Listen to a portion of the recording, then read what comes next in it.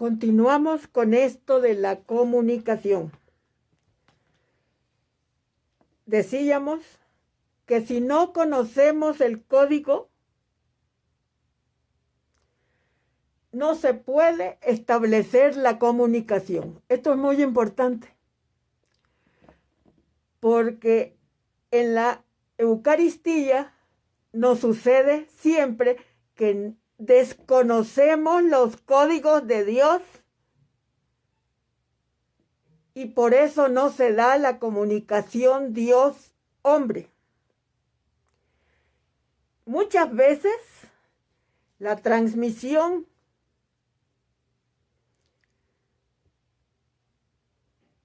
entre el transmisor y el receptor puede ser perturbada por factores extraños,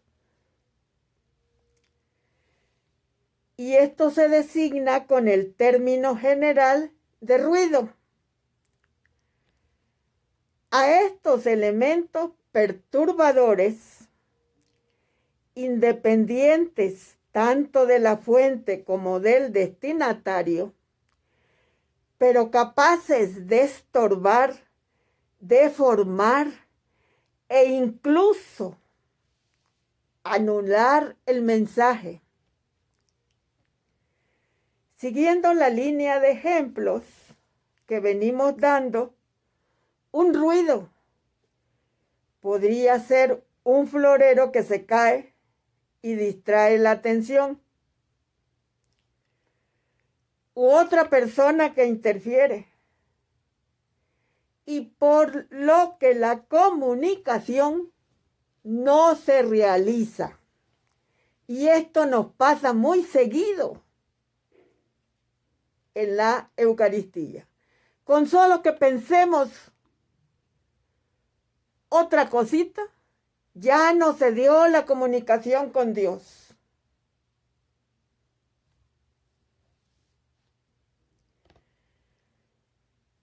Lo que hemos presentado en forma muy esquemática, lo podemos aplicar a la liturgia. Es necesario, ante todo, el conocimiento del código. Y el más importante es el lenguaje articulado. No puedo entender al que habla si no entiendo su lenguaje, si no me lo traducen. Y como en la liturgia la palabra es la que da sentido al rito. Entonces, el conocimiento de este código es indispensable. Hay que tener en cuenta que los códigos verbales carecen de uniformidad. Una misma palabra tiene distintos significados. Por ejemplo, la palabra cuadro será entendida de distinto modo en un contexto de pintura, de carpintería, de medicina, de geometría, etc.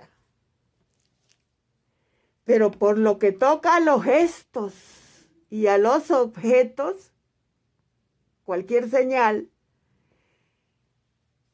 la función del código o sistema de señales es muy reducida. Entonces aquí aparece algo muy importante que le llamamos contexto.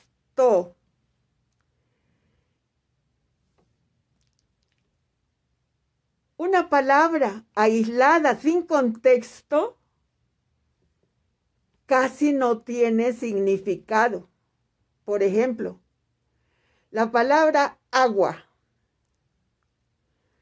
Solo dentro de una palabra como bebí agua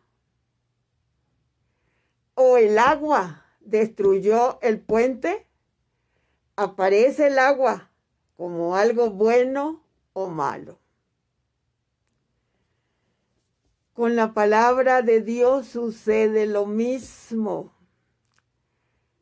Hay que ver el contexto, lo que dice antes, lo que dice después de algún párrafo para poder comprenderlo.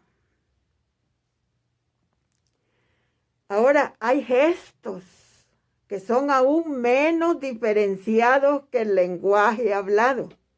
Un silbido puede tener en un contexto dado el significado de aprobación o desaprobación. Un gesto como el beso, aceptado en un contexto cultural, es rechazado en otro.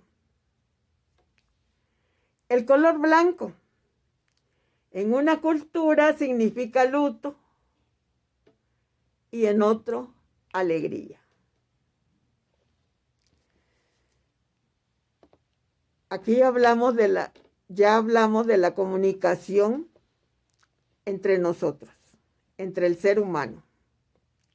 Ahora veremos cómo se comunica Dios con nosotros. Sabemos que sin la comunicación no podríamos existir, ni ser lo que somos. ¿Y qué somos? Personas. ¿Y qué es ser persona? Es el ser que tiene capacidad para relacionarse con los demás espiritualmente. ¿Y por qué digo que sin la comunicación no podríamos existir? Porque si no nos comunicamos con Dios por medio de la creación, nos morimos. Porque el mundo que nos rodea está hecho de signos y símbolos que constituyen buena parte de nuestra realidad humana. Por nuestra condición corporal, necesitamos de la materialidad de nuestros sentidos para poder comunicarnos. Pero tenemos también una espiritualidad y necesitamos entender el sentido de todo. Y además somos seres dialogales o comunicativos, capaces de relacionarnos con todos y con todo. Entonces, somos seres sociales. Y son precisamente los signos y símbolos los que nos ayudan a poder alcanzar esa triple finalidad de nuestra naturaleza. Cuando esto se alcanza, el ser humano se hace verdaderamente tal.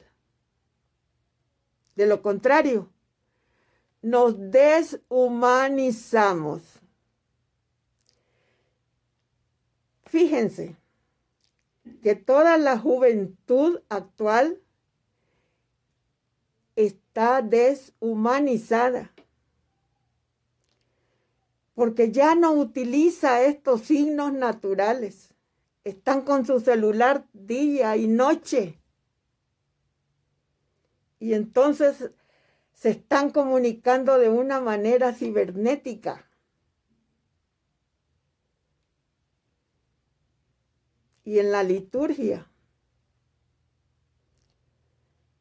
nosotros como que equilibramos este sistema de comunicación,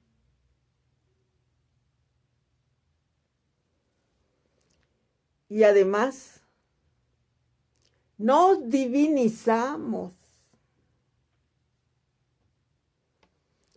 Dios, al comunicarse con el hombre, se adapta a Él. Usa también de los signos sensibles.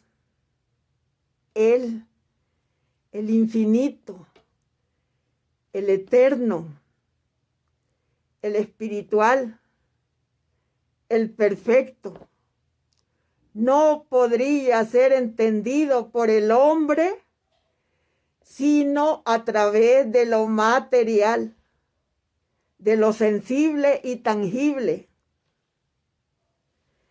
A estas comunicaciones de Dios, de su vida y de su gracia, a través de signos, son los que conocemos como sacramentos o misterios. Fíjense, misterio y sacramento es lo mismo. ¿Qué decimos que es un sacramento?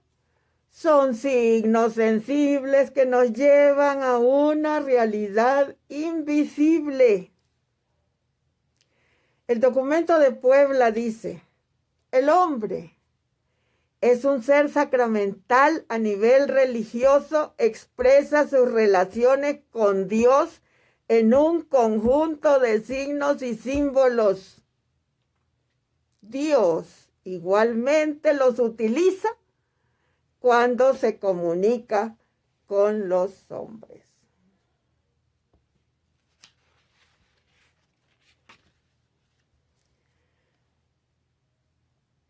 Yo creo que hasta aquí vamos a llegar porque lo que sigue, vamos a continuar en otra grabación, porque lo que sigue es muy extenso, porque nos vamos a ir al principio de la creación.